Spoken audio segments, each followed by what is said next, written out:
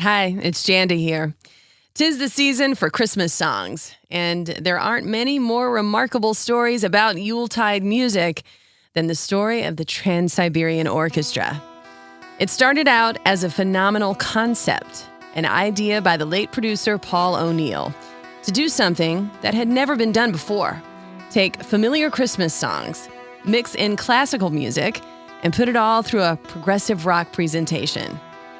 That idea kickstarted the genesis of TSO back in 1996, with O'Neill selecting members of the metal band Savatage to form the initial unit that would bring his idea to life.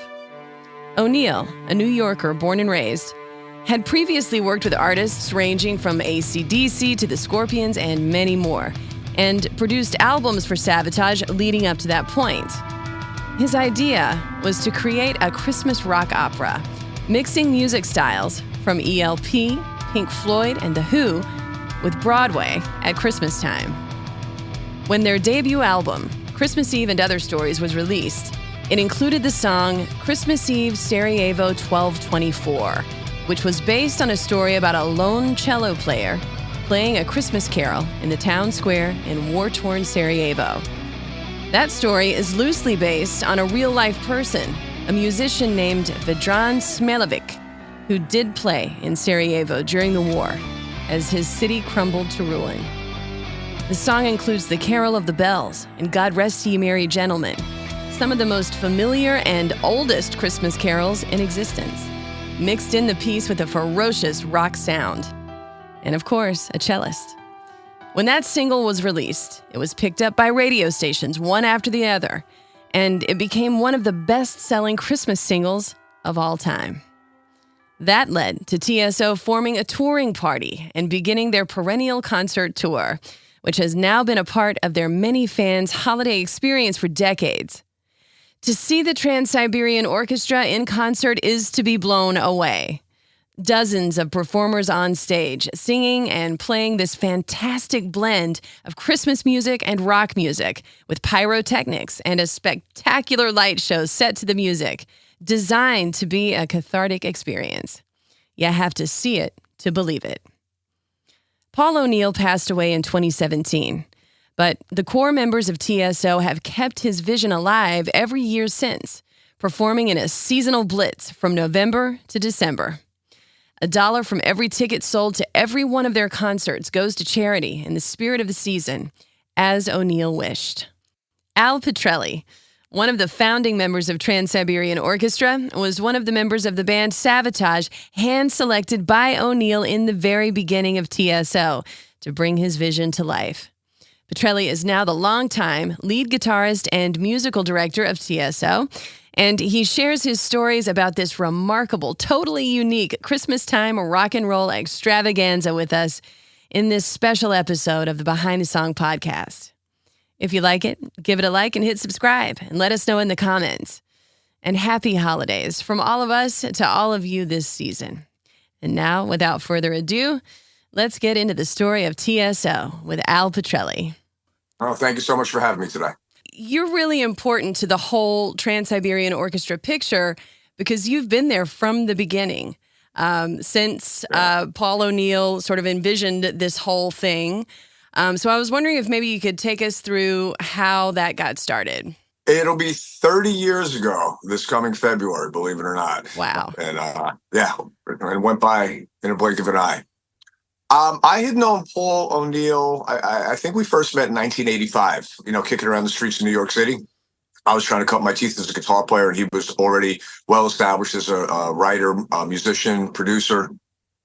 And, it was one of those gratuitous conversations. Hey, dude, we got to work together one day. Okay. Like everybody said to everybody back then, And you fast forward to, again, I'm pretty positive, early February 95, and he called me up. And he said, I'm working on this project. I could really use some help. I'm kind of struggling here with, bringing my vision to life. I was like, yeah, absolutely. Jumped in my car, drove to New York City. And I went in the studio, and the first thing he did was he put the faders up on the song that was to become Christmas Eve, Sarajevo 1224. And I looked at him, like your dog looks at you and tilts his head a little bit, like it doesn't really understand what's going on. And I said, brother, what's with the Christmas song? And he laughed, you know. He goes, well, it's not really a Christmas song. It's a soundtrack depicting events that took place during the war in Bosnia or in Sarajevo. Wow. All right. Yeah. Not your normal conversation you have preceding a recording session, but, and I said, well, you got my attention now, do tell. So the long and the short of it is that, and this is historically accurate, is that during the war, there was a classical musician who would take his cello to the town square and play works by Mozart, Chopin, whatever, in protest to the bombing raids. And the hair on my arm stood up. He goes, what's the matter? I said, well, I was Alice Cooper's musical director, and we played in Zagreb and Belgrade before the war. And I was in that town square you're talking about. Press record right now. And that's when those opening notes, that ostinato that precedes the entirety of the song, just came out of my hands because I understood what he was trying to depict. Visually, I understood it. Now, melodically, I had to create something that was, it's almost like doing a film score. You know, like you're seeing this image on the screen. And it's got nothing to do with me, you know, the virtuoso side of guitar playing or musicianship. It had to do with creating a mood, creating a vibe that's bringing his thoughts to life. And that was the beginning of it, you know, and I thought, you know, okay, well, this is an incredibly powerful piece of music. I hope, you know, maybe somebody will hear it one day, you know? Right. I'm astounded by the vision of taking something like something as familiar as a Christmas Carol. You add in some classical music, and then you present that in a very progressive rock way. And it had never been done before. And then all of a sudden, here's this, you know, debut album in like 96, right? Yeah. And then you have, you know, Christmas Eve Sarajevo 12/24 that comes out. And then that single was everywhere. I mean, you couldn't avoid it. It became kind of this ubiquitous thing. And then was it at that point that you all got together and said, well, maybe we should take this thing on the road or do a live show? So winter 95 is when that song hit the radio. And you know you got a hit on your hands when talk radio is playing your song. Oh, definitely. You know, I mean, literally it lit up the entirety of America. And that's when Paul said, let's write it. I want to write an entire record, around that one song. He's like, dude, I'm with you. Like, let's go. I'll follow you to the ends of the earth right now. We're good. And we recorded Christmas Eve and Other Stories in 96, and it came out in 96, and it went like multi-platinum, literally overnight. And then we went in and said, okay, let's do another record. You know, and I used to joke with Paul, I was like, you know, we became the Steely Dan of Christmas. All we're doing is making records, and like millions and millions of people buying these records. I was so happy, so proud. I was like, you know, wow, this is fantastic. Who's buying these records? You know, I want to know. Right, you know, everyone. Radio was very kind to us, you know. And then somebody dared Paul, I think it was, I don't know, summer 99, and said, you know, there's a lot of people, I think it started out in Cleveland, Ohio, that if we do a show, I promise you it'll be over the top. And one of the things you don't ever do is dare Paul O'Neill to do anything, because now it's on. So he goes, hey, you want to go out and tour for this? I'm like, how are we going to tour for this, dude? You got like 24 singers on the record. You got strings, your orchestra. You know, he goes, I don't know, but let's figure it out. I'm like, count me in. So in 99, we did 7 shows, I think, which sold out in a matter of moments. And I'm like, you know, 2,000, 3,000 seats. But the funniest part about it is, again, not knowing who bought all these records, who's showing up to these shows. You know, you hear things like, you know, we sold out in Cleveland, so they added 2 more shows. Huh? It sold out so fast, we had to change buildings. You know, we couldn't get the same theater for the 3rd night. So anyway, opening night, the Tower Theater in Philadelphia. And I remember saying, okay, well, you know, we got a good show and this should go good. I don't know. And the curtain came up and I nearly had a heart attack because right in front of me in the first row was an older couple, like somebody's grandparents. You know those crocheted reindeer sweaters people will wear? Yes. I'm like, that's fine. But next to them was a dude wearing a Slayer hoodie. Right. I'm like, this is going to go one of 2 ways, either really good or really bad. And we got a standing ovation at the end of the show. And I was so excited. Johnny Lee Middleton and I, the bass player, walked off the front of the stage to start thanking these people because we were so like emotional. Like, it's one thing to sell a couple million records. It's another thing to watch everybody's expression in the audience change and their fists in the air and they're loving every second of it. And I knew we were onto something. Now, did I know that 25 years later, you and I are going to be having a conversation about the same thing? No, Right. But I'm very glad that we are today. It all goes back to that sublime vision that Paul O'Neill had, and I know that it must be difficult to talk about, but I got to touch briefly on the fact that, of course, he's no longer here with us, having passed in 2017. And I know that a big part of TSO is the sort of philanthropic work that goes along hand in hand with all of these shows and all of these album sales over the years. And that was kind of part of his vision, right? Like he wanted to do something that would give back to the local community. So I wonder if continuing on from 2017 and making sure that, portions of the proceeds from ticket sales go back into the community or to national charities, is that your way of sort of honoring that legacy of giving that he established? Yeah. This was who all I'm going to say is, because he'll always be alive in my heart, Going back to the early days of recording, we'd be working on 18th Street and 5th Avenue in the studio, and he'd say, come on, let's go out and get some pizza or get a bite to eat. And, we'd be walking, and I'm on 28th Street, and I turn my shoulder, and he's gone. He's like 4 blocks behind me, handing somebody on the street who's obviously suffering from a very unfortunate circumstance. He's handing him a $10 and $20 bill. And then when he finally would catch up with me, I'm like, what was that all about? He goes, dude, the money in my pocket's not going to change my life giving it to somebody, but it may change that person's day. And if I could change their day, maybe they got a half a prayer of a better tomorrow. And I remember looking at him like, you're just extraordinary on every level, So this wasn't a conscious decision that he made. Said, okay, we're selling tickets. Let's do it. This is who Paul is, generous to a point that I couldn't believe how far he'd go out of his way to help people. He and his family both are all the same. So when we, again, going back to the Tower show in Philly opening night, he grabbed me and he said, we're going to donate $1 from every ticket to a charity here in Philadelphia. And I'm like, fantastic. He goes, yeah, but we're going to do it forever. And, and especially around the holidays, people need a little help. Nobody knows why they're in the circumstance that they're in. They just are. And Paul wasn't concerned with why. He just wanted to help people. Mm-hmm. So I think we passed 20 million tickets sold not too long ago. Wow. And if you do the math, $1 from every ticket forever has gone back into the community. Now, I want to go back to, you mentioned your work with Alice Cooper. And I want to mention here, too, that, you are super qualified for the job that you have. You studied at Berkeley. You were in Savatage. I mean, you're no stranger to an instrument, let's say. Mm-hmm. And so you did work with Alice Cooper in the late 80s, if I'm not mistaken. Yeah. Okay. Yeah. So he is the host of our weeknights here on The Drive with his Alice's Attic program. Looking back, do you think, wow, that really kind of helped me out, in terms of what you're doing today? Oh, my God, yeah. One of the original artist who would present his music in a theatrical manner. Right. Going back to when I was a kid in junior high, hearing stories about this guy like hanging himself on stage in the gallows or being decapitated, I was like, dude, this is going to be awesome. My parents were not as enthusiastic as I, but what are you going to do? Different story for a different conversation. But little did I know that basically he was handing me a curriculum to study back then.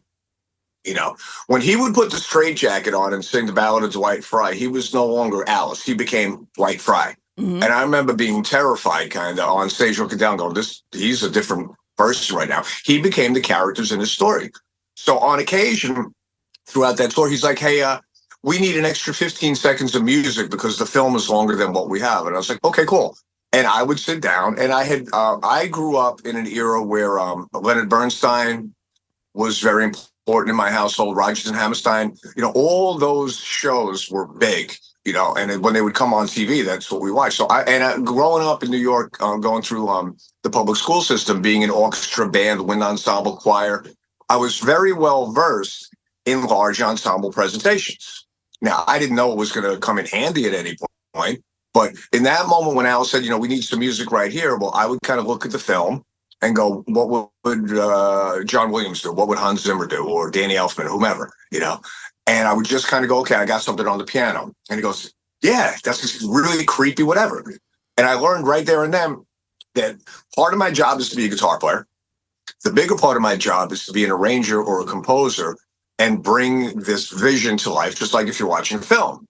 So I was doing that a lot with Cooper over the years. And please send him my best. I love him to death. One of my first and most important teachers ever.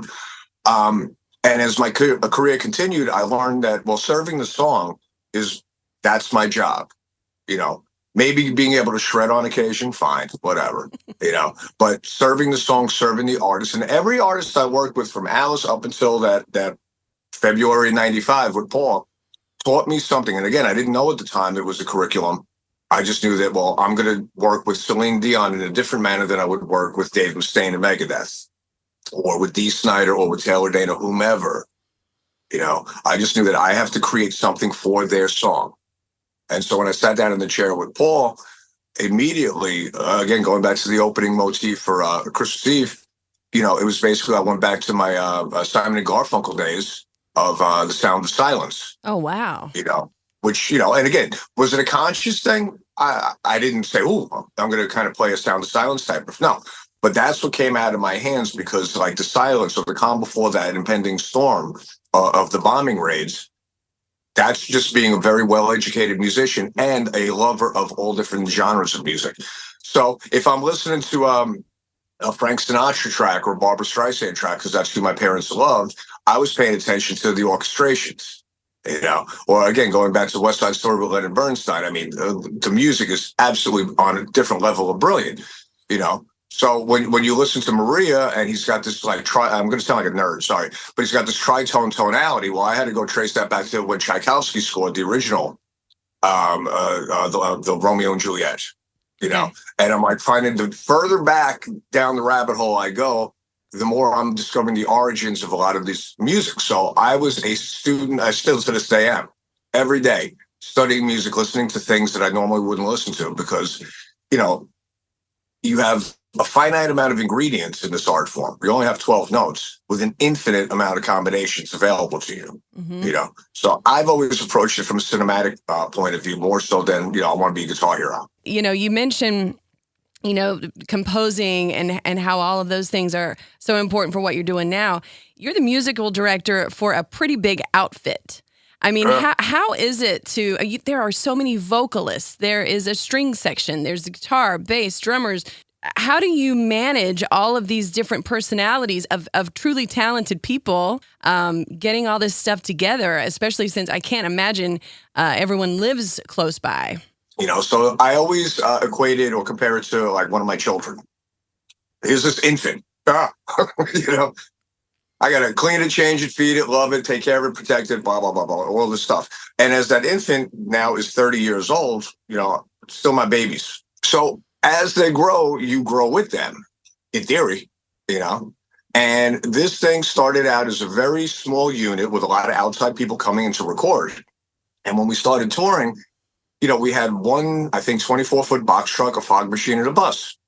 Okay, and we thought we were cool then. But we've been doing it for so long that you just incrementally or circuitously learn how to do this. I have this thing where I tell everybody that I've had to learn to speak 50 dialects of English. I can't speak to one of the young ladies in the band like I would talk to Johnny Lee Middleton, who's, the bass player. We've been brothers for like 30 years. It's a different conversation, a different way, because I learned the hard way that, they don't acclimate to you. I got to acclimate to them. So being in the studio with whomever and being in close proximity with whatever artist I was working for at the time, I learned very quickly to accommodate that artist. Okay. Verbally, musically, whatever it's going to be. So people skills is one of the biggest parts of my job. How to deal with artists, how to deal with a lot of them in one room, And I was here from the jump, like you said, so your reputation kind of walks in the room long before you walk in the room. So everybody knows that I was in that chair next to Paul O'Neill with some of the other guys before this thing was even a thing. Therefore, I walk in the room, let's get to work. And there's a lot of work involved in something that takes this amount of production, to deliver. And that brings me back to the lights. And you mentioned how Ohio was a big part of TSO getting, off the ground and becoming very popular and finding early fans there. And I just think this is so interesting. I'm recalling back to those Miller Lite ads a few years ago at Christmas time. That was a video of a house that a TSO fan had strung up. He obviously had some kind of engineering, ability. Strung up lights on his house for his Christmas display and timed it to your songs. And it became so popular. I have seen people do this. Neighborhoods, full neighborhoods like this, decked out. I know you couldn't have seen something like that coming. Listen, when Paul and I were kids, we lived on Long Island.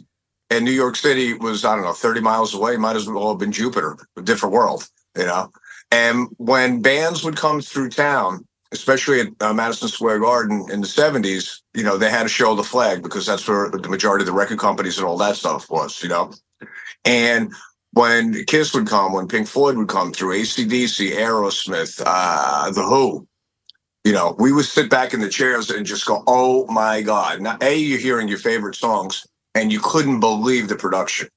When Genesis came through, I think they were one of the first bands ever to use what's called vari-lights, where the light moved on its own, and it would change the gel color up by itself. It's like, oh, my God, this is the great when Rush came out with the lasers. What? So that's what Paul grew up watching. And he said, if ever I'm in a situation where I could do this, I'm going to do it bigger and better than all these guys.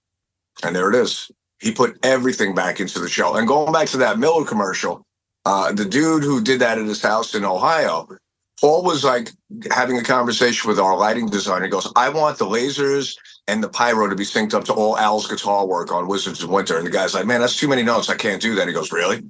There's a guy outside of Toledo, Ohio, who did it with a staple gun and a ladder from Home Depot, and our lighting designer went, never mind, boss, I'll get it done.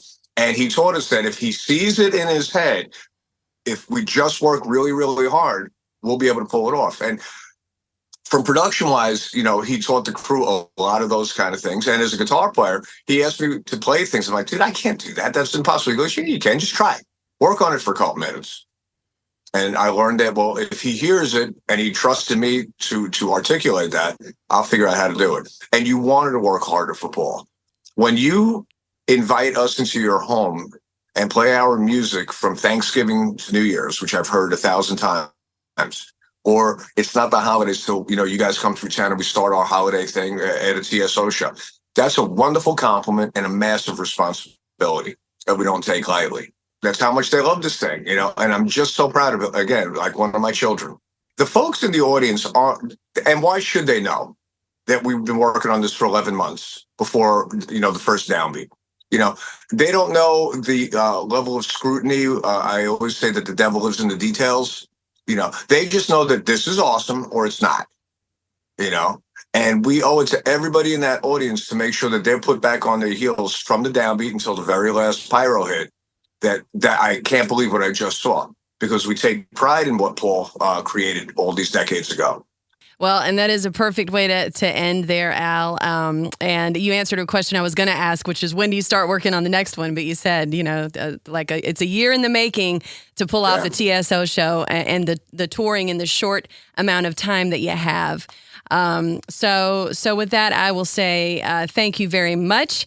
We are very much looking forward to the two performances that you have here in our Chicago area.